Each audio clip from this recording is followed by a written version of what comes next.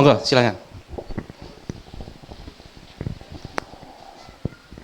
Bismillahirrahmanirrahim. Assalamualaikum warahmatullahi wabarakatuh. Waalaikumsalam warahmatullahi wabarakatuh. Ya, nama saya Bagus. Pertanyaannya, jika kita sudah sangat menerima dengan apa yang ditetapkan Allah, dengan apa yang sudah terjadi, maupun itu berupa nikmat maupun musibah, lantas secara naluriah, tadi khorisatul baqoknya akhirnya terkontrol, Ustaz, dan Ya, betul. tapi cenderung lebih memilih menahan diri terhadap hal-hal yang di lingkungan sekitar itu cenderung memancing dia untuk melakukan yang tidak terkontrol. Bagaimana menurut Ustadz? Karena kecenderungannya itu nanti pada perilaku santai atau woles saja gitu. Menurut Ustadz gimana? Baik. Assalamualaikum warahmatullahi Baik. Waalaikumsalam warahmatullahi wabarakatuh. Nah, sebenarnya itu sudah terjawab juga di qadha qadar tadi. Karena di konsep qadha tadi. Karena di konsep qadha itu juga ada area yang dikuasai manusia dan itu dihisab sebenarnya.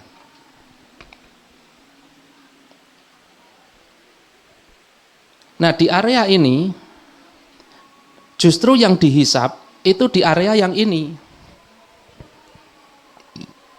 Misalnya kita bisnis, kita membuat sebuah bisnis. Omset tidak dihisab, tetapi bagaimana keseriusan kita mengelola bisnis itulah yang dihisab. Sekarang gini, Allah sudah amanahkan bisnis kepada panjenengan, diberi peluang sama Allah. Peluang bisnis itu kan dari Allah. Jenengan golek nek enggak diberi peluang ya enggak nemu-nemu juga ya. Tapi jenengan enggak golek pun kalau Allah bukakan peluang itu ya tiba-tiba ada di depan mata peluang itu. Nah, artinya apa? Peluang itu datang dari Allah. Ketika Allah beri peluang, kemudian panjenengan sambut, maka seberapa besar tanggung jawab Anda ketika menyambut peluang Allah itu dihisab. Jangan salah. Jenengan sudah diberi amanah oleh Allah untuk mengelola sebuah peluang, sebuah bisnis, kok jenengan malas-malasan di situ, jangan dipikir itu nggak ada hisabnya, Pak. Tetap dihisab gitu. Makanya begini, di dalam hal mencari rezeki itu kan yang dinilai kan bukan rezekinya. Bukan rezekinya, karena apa? Rezeki itu di area yang dikuasai, ada yang menguasai, area qadha. Sementara ikhtiarnya itulah yang akan dihisab. Maka kita di pembukaan awal tadi Pak nggih, kan kita itu sebenarnya mau bekerja atau enggak, itu kan sudah dijatah rezekinya oleh Allah toh. Sudah dijatah rezekinya oleh Allah. Tetapi persoalannya begini, kalau kita santai-santai saja, tidak melakukan apa-apa, kemudian tetap mendapatkan rezeki, itu kira-kira dapat pahala atau enggak? Ya enggak. Enggak, sama sekali enggak. Justru bisa jadi dosa kalau dia seorang laki-laki. Karena memang bagi laki-laki itu kewajibannya apa? Mencari nafkah untuk keluarga, untuk anak istri. Dan itu wajib. Wajib. Maka bagi laki-laki obah bergerak untuk mewujudkan itu menjadi sebuah ibadah. Nah sekarang kalau dia pikir hanya dengan berserah diri di area ini kemudian dia tidak melakukan sesuatu, itu sebenarnya akidahnya belum sempurna. Akidahnya masih keliru, nah kan begitu. Nah kalau akidahnya sudah sempurna, maka sesungguhnya dia tidak akan seperti itu. Maka saya katakan tadi, orang hijrah yang sudah benar, itu bukan justru setelah hijrah itu terus males-malesan, itu bukan. Justru setelah hijrah ini semakin dia bersemangat. Gitu nggih Pak nggih? Baik, monggo ke Mas Tano lagi. Mas Tano, saya kasih Pak Pia Blastran. Nah, ini produksinya Mas Tano. Monggo. Pak Bagus. Nah, ada lagi lu tadi. Oh, ini udah bertubi-tubi. Itu namanya goodie bag Mas nanti jadinya. Mulai rezekinya paket hemat. Baik, ini karena sudah mepet maghrib waktunya. Jadi Maghribnya 18.03. Ya, 18.03 sekarang sudah kita benar-benar tutup nanti jam 17.58. 58 ya. Oh, Aku kenyang 58. Berarti nanti atau mungkin ada closing statement dari Ustadz. Atau jenengan punya ide bagi-bagi door prize isi oke lho Bro. Isi oke po? Ada kudu. Berarti sing mau tekon wae. Oh ngono. Wis durung. Wis kabeh ya. Wis kabeh wis. Berarti sing durung wae. Heeh, Bapak di sini yang belum dapat Oh, kayak bapak yang buri ketiga ini. Tinggal ngaco. Oh, iya. Iki aku dicencang nih. Oh ya. Iki dicencang aku. Wes ngacung kayak bapak yang belakang. Sebentar. Pak Arif. Pak Arif ini ngasih banyak, tapi makanya saya kasih banyak. Masya Allah. Ini adalah cabe, sambal dari Pak Andi. Iya. Pak Andi, belakang Anda. Belakangnya itu Pak Andi belakangnya. Semoga nanti bisa kolaborasi. Hand Satu lagi sanitizer tadi, Mas. sama. Bapak yang baju biru pakai kopiah itu juga ngacung tadi. Oh iya. Wah, itu juga. Maunya apa Pak? Loh, ditawar. Ada buku Dinar the Real Money dari Ustadz Taufik. Ya. Dinernya, Turun? dinernya yang beneran aja Oh, Mas, mau jangan itu. bukunya. Turun? Oke. Wes, mano.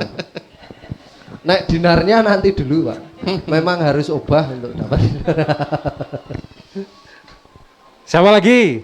Oh, kuwi burine jenengan itu. Wah. Oh, toh. Eleng Nehra. Maunya apa? Iki acara apa tuh iki? Bagi-bagi hadiah terus ini, Pak Jan.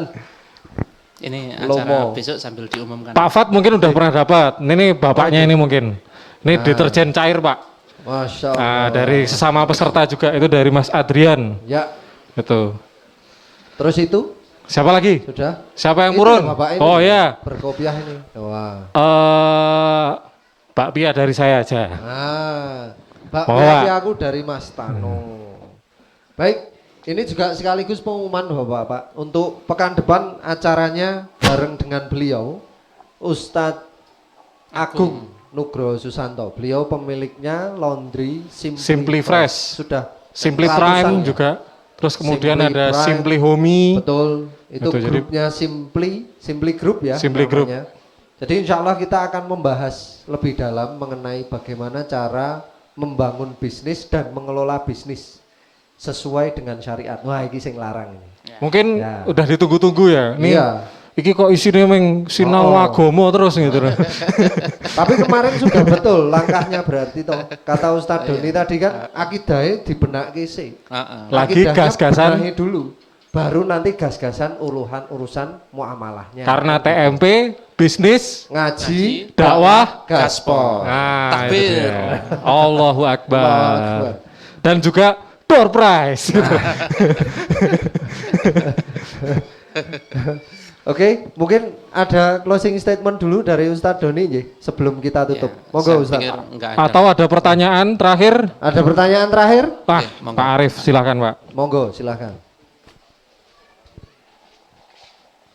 Terima kasih.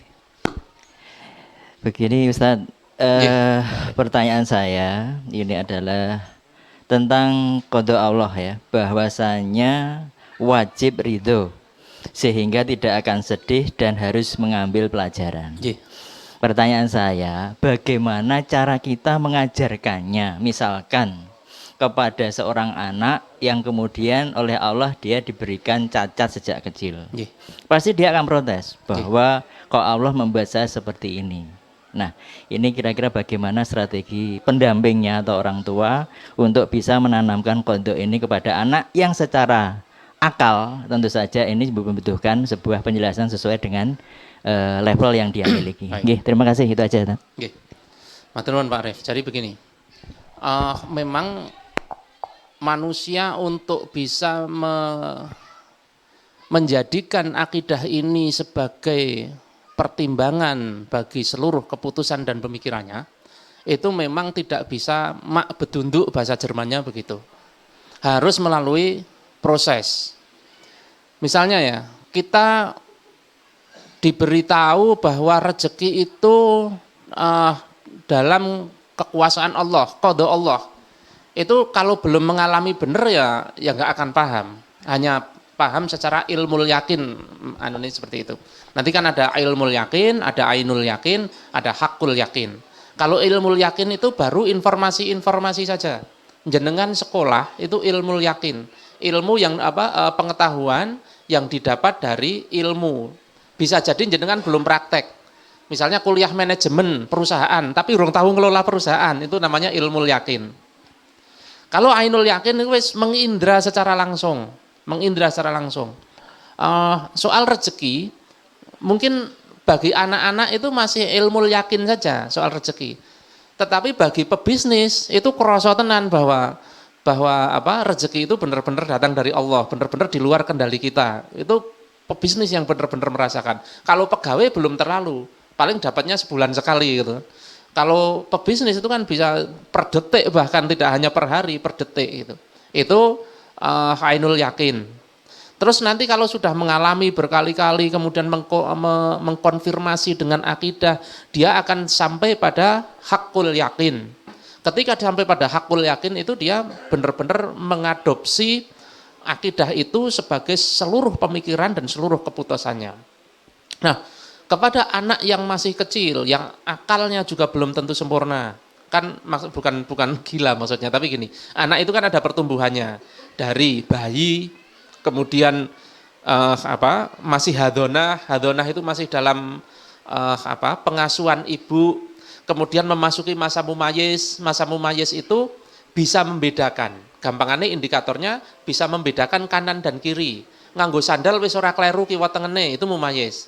Mumayyiz itu artinya akalnya sudah mulai berkembang, tetapi belum sempurna. Nanti akil balik, nah akil balik itu sudah sempurna. Nah, kita pahami benar proses perkembangan anak.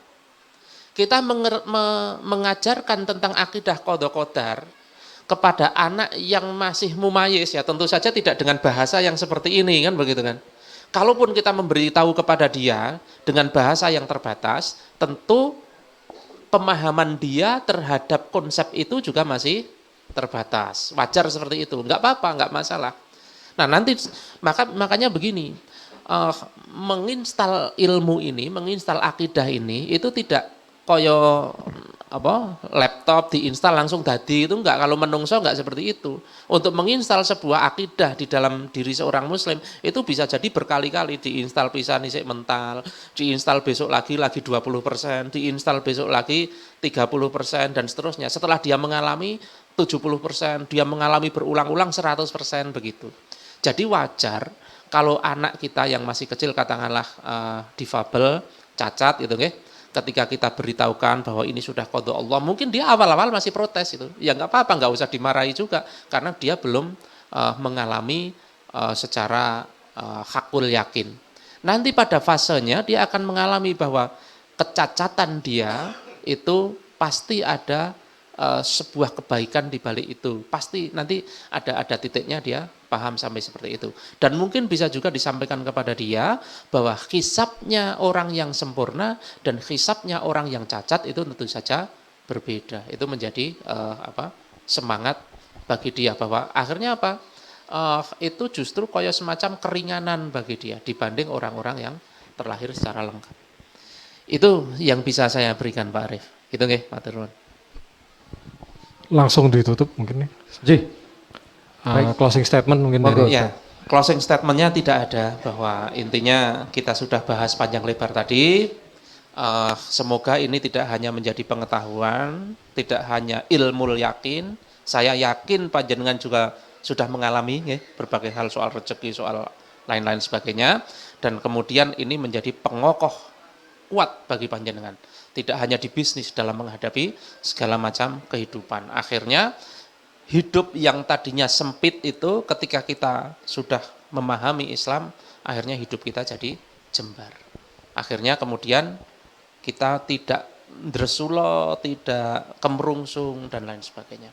Begitu matur nuwun banyak-banyak. Kalau ada ketidaksempurnaan dari apa yang saya sampaikan, salah kata, mungkin menyinggung panjenengan semua, saya mohon maaf yang sebesar-besarnya. Demi Allah mohon maaf agar forum ini benar-benar menjadi pahala bagi kita, bagi saya maupun bagi panjenengan. Kalau ada al-haq, jangan ditolak karena itu datang dari Allah, jangan pandang saya tapi pandang Allah sang maha benarnya. Matur nuwun, billahi taufiq wal hidayah. Assalamualaikum warahmatullahi wabarakatuh. Waalaikumsalam.